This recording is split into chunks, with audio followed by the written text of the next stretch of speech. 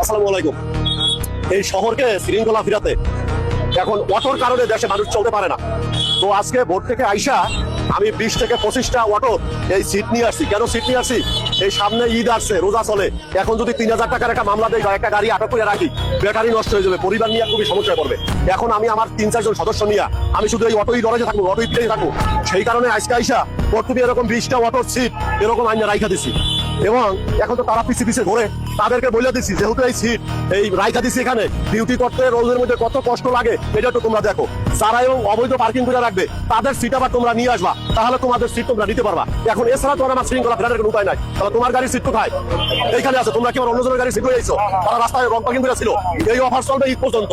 এরকম করা ছাড়া আমার পক্ষে তো আর সম্ভব না। বাইরে কি বলেন, আপনারা কি বলেন?